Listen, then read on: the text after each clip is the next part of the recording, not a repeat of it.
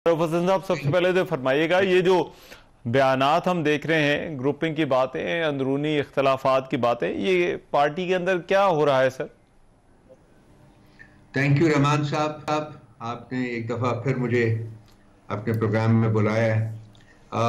मान साहब, पार्टी में एक सियासी जमात है और एक सियासी रोल जो है वो प्ले कर रही है। कुछ नहीं हो रहा सिवाय इसके कि फोकस है हमारा खान साहब की रिहाई के ऊपर, और उसी सिलसिले में जो कि आपने अपने इब्तदाइया में भी फरमाया है, हम लोग मुख्तलिफ ऑप्शंस के ऊपर गौर कर रहे हैं जो ईद के बाद हम लोग इनको इम्प्लीमेंट करने की कोशिश करेंगे। इस सिलसिले में मीटिंग्स हो रही हैं और मुख्तलिफ जो नए स्टेक होल्डर्स, नए पोलिटिकल ग्रुप्स जो हैं, पार्टीज जो हैं, जो हमारे साथ इस प्लेटफॉर्म के ऊपर जिन्होंने ज्वाइन किया है, उनकी भी इनपुट ली जा रही है। ईद के बाद होपफुली एक लार्जर मीटिंग होगी तमाम लोगों को शामिल करके, और एक कंसल्टेटिव सेशन होगा जिसके बाद जो खदोखाल हैं इस तहरीक के, उनको फाइनलाइज किया जाएगा और वो इंशाल्लाह ताला आपके साथ भी हम शेयर करेंगे। इस वक्त तो हमारी जो प्रिंसिपल एफर्ट है वो यही है जी, जो मैंने आपके सामने रखी है। अच्छा, ये जो इम्प्रेशन है रऊफ हसन साहब के पार्टी के अंदर, एक तरफ पॉलिटिकल लोग हैं और दूसरी तरफ वकला हैं, आई एम श्योर इस पे पहले भी काफी बात हो चुकी है, लेकिन ऐसा लग रहा है कि ये तासुर पार्टी के साथ कहीं ना कहीं स्टिक कर रहा है। पार्टी से बार बार सवाल पूछा जाता है, ये ऐसा क्यों है? वकला पार्टी चला रहे हैं या सियासतदान पार्टी चला रहे हैं? देखिए जी, पार्टी खान साहब चला रहे हैं, इमरान खान चला रहा है जी, पार्टी कोई और नहीं चला रहा। उनकी डायरेक्शंस के ऊपर जो भी वो डायरेक्शंस और एम्पावरमेंट करते हैं उसकी बेसिस के ऊपर पार्टी चल रही है। देखिए, हकायक कुछ ऐसे हैं कि पिछले 30 एक हफ्तों से, बल्कि 26 हफ्तों से जो सियासी क़यादत है पार्टी की, उसकी खान साहब के साथ कोई मीटिंग नहीं होने दी गई।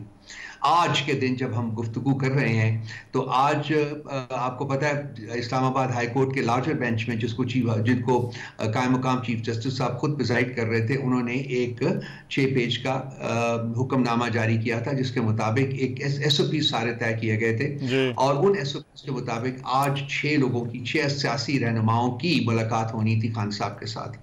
वो तमाम लोग जो हमारे, जो की लिस्ट खान साहब ने प्रूव की थी, जिनकी जेल सुपरिटेंडेंट साहब को भी दी थी, उन्होंने भी प्रूव की थी खान साहब को दिखा के, तो उन 6 लोग वहाँ 11:30 पौने 12 से लेके 4:15 साढ़े 4 बजे तक वहाँ रहे हैं। तकरीबन 4.5 घंटे उन्होंने इंतजार किया है। और इस्लामाबाद हाई कोर्ट के लार्जर बेंच की जजमेंट ऑर्डर के बावजूद उसको उन्होंने मुलाकात खान साहब के साथ नहीं कराई गई। अब इससे ये नतीजा बिल्कुल आप आसानी से अखज़ कर सकते हैं कि खान साहब जो हैं वो, उनको कैद तन्हाई में रखा जा रहा है। अब इन सियासी जो हमारे कायदीन हैं, जब उनकी मुलाकात खान साहब से ओवर ए पीरियड ऑफ 24-25 हफ्ते नहीं होगी और नहीं होने दी जाएगी, तो उसके बाद वही लोग जो हैं वो उनके ऊपर इन्फ्लुएंस करेंगे जो कि उनसे मिलते हैं, और वो लोग हमारे वकला हैं जो कि जब जो केस कोई वहाँ सुना जा रहा होता है अडयाला में, तो वो वहाँ उनसे मुलाकात करते हैं, या स्पेसिफिक कोई और पर्पस हो तो उसके लिए मुलाकात करते हैं। तो इस वक्त ये एक हकीकत है कि खान साहब के साथ मुलाकात करने वाले जो है 99% लोग जो है वो वकला ही हैं। लेकिन इसका मतलब ये नहीं कि हम ये नतीजा अखज़ करें कि पार्टी में कुछ डिविशन है सियासी रफ़ाक़ा के दरमियान और जो वकला है के दरमियान, नहीं, मिलके काम कर रहे हैं। लेकिन सियासी जो रहनुमा होते हैं उनकी एडवाइस जो होती है वो भी बहुत अहम होती है पार्टी के अंदरूनी मामलात को चलाने के लिए। देखिए, लेकिन आपने कहा कि वो इन्फ्लुएंस करते हैं, आपने कहा कि वकला जो है वो ज़ाहिर बात है उनका इन्फ्लुएंस है, उनका मिलना जुलना जो है वो ज़्यादा है, लेकिन वकला को तो सिर्फ मैसेंजर होना चाहिए, जो मैं आपकी बात जो है वो समझाऊं। लेकिन इंप्रेशन ये है कि जैसे वकला पार्टी चला रहे हैं, तो फिर ये इंप्रेशन जो है वो पार्टी के जो पॉलिटिकल सर्कल्स हैं उनमें ये क्यों आ रहा है या कहां से आ रहा है? देखिए, ये इंप्रेशन गलत है, बिल्कुल इसलिए गलत है कि जो वकला भी जब मिल के आते हैं तो वो जो इंफॉर्मेशन है वो पार्टी को ट्रांसमिट की जाती है, वो डिबेट होती है, डिस्कस होती है पार्टी के वेरियस एशलॉन्स के ऊपर, particularly the core committee and the political committee. तो वो जो खान साहब के जो डायरेक्टिव्स होते हैं उनके मुताबिक फैसले किए जाते हैं। लेकिन जो फिजिकल मीटिंग हो रही है, जो मेरा कहने का मतलब था वो ये जी कि जो फिजिकल मीटिंग है, फिजिकल कॉन्टैक्ट जो है इस वक्त वो वकला जो है वही कर रहे हैं खान साहब के साथ, उनका ही है सिर्फ खान साहब के साथ। और जो सियासी कायदीन है वो उनका डायरेक्ट कोई रबत जो है, कोई राब्ता जो है वो खान साहब के साथ पिछले काफी हफ्तों से नहीं रहा। तो ये एक खला है जो कि क्रिएट अच्छा, होया हुआ है, लेकिन इसकी रिस्पांसिबिलिटी जो है वो पीटीआई के ऊपर नहीं डाली जा सकती। इसकी रिस्पांसिबिलिटी जो है वो जो हुकूमत है, जो वो वहां जो लोग बैठे हुए हैं जो ये फैसले कर रहे हैं, जबरदस्ती कर रहे हैं, वो रिस्पांसिबल है इस सारी चीज के। और शायद ये एक सोचा समझा मंसूबा हो जिसके तहत इस किस्म की कोई डिविजन क्रिएट करने की कोशिश की जा रही है। अच्छा, ये फरमाइएगा कि ये बिलावल भुट्टो ने कहा है कि हम जो है वो कोई दरमियान में किरदार अदा करते हैं। आपके ख्याल में तहरीक इंसाफ और हुकूमत के दरमियान जो इस वक्त मामलात हैं उसमें क्या पीपल्स पार्टी या बिलावल भुट्टो कोई किरदार अदा कर सकते हैं? रहमान साहब, पहले तो बिलावल भुट्टो साहब और उनकी पार्टी का अपना स्टेटस जो है वो मुझे समझ नहीं आ रही कि क्या है, क्योंकि उनका कोई एक बयान आया था, मैंने सुना था 4-5 दिन पहले, उन्होंने कहा था हम ना हुकूमत के अंदर है ना हुकूमत से बाहर है। तो इस किस्म का कोई रोल प्ले करने के लिए पहले उनको अपना स्टेटस जो है वो क्लैरिफाई करना पड़ेगा कि क्या वो हुकूमत का हिस्सा है या नहीं।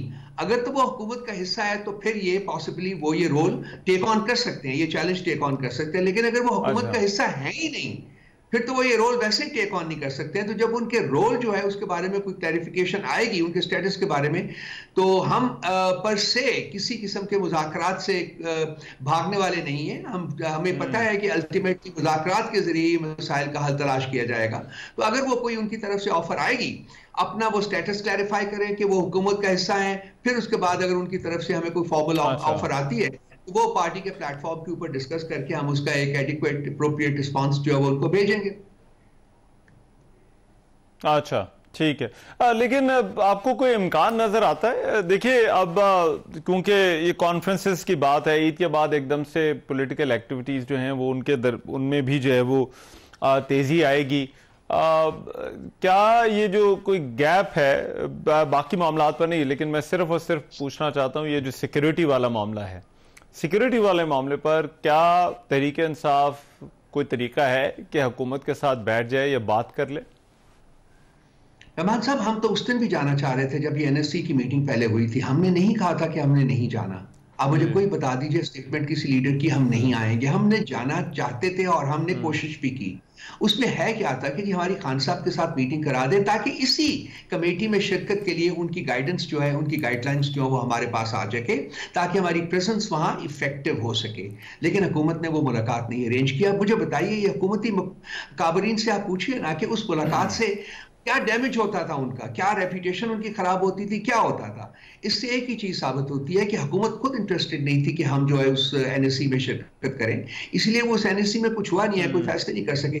जब पाकिस्तान की सबसे बड़ी पॉलिटिकल पार्टी बाहर होगी तो कैसे आप सिक्योरिटी रिलेटेड फैसले कर सकते हैं? खास करके वही पॉलिटिकल पार्टी जो है वो 2 सूबों में से जो कि रेस्टिव प्रोविंसेस हैं, एक में उनकी हुकूमत भी है, विच इज केपी। तो मतलब उस मुलाकात कराने में क्या हर्ज था? लेकिन वो देखिए, वो कह रहे हैं कि ये तो एक ब्रीफिंग थी। आपको इस एक ब्रीफिंग लेने के लिए भी इमरान खान से मुलाकात की जरूरत थी? हमारी इंफॉर्मेशन ये नहीं थी कि ब्रीफिंग की है, ना हमें इतला दी गई थी कि सिर्फ ब्रीफिंग है। हमें इतला दी गई थी कि उसमें बड़े इंपॉर्टेंट फैसले करने हैं। बल्कि आपको याद होगा कि उसी शाम को जिस दिन एनएससी की मीटिंग हुई है, हमारी जो क्या से कहते हैं कैबिनेट की मीटिंग जो है वो भी कॉल की गई थी। और हमारी इंफॉर्मेशन ये थी कि जो फैसले वहां किए जाएंगे कैबिनेट उसी शाम को उनको अप्रूव भी कर देगी। लेकिन चूंकि हम नहीं गए, इसलिए अंडरस्टैंडेबली वो फैसले नहीं किए जा सके। हमारी इतला ये थी। और उस सिलसिले में अगर कोई फैसले होने थे तो उस सिलसिले में खान साहब की जो डायरेक्शंस और गाइडेंस जो है वो अशद जरूरी थी। उसके बगैर हम शिरकत नहीं कर सकते थे, अदरवाइज हम अपना रोल प्ले नहीं कर सकते थे।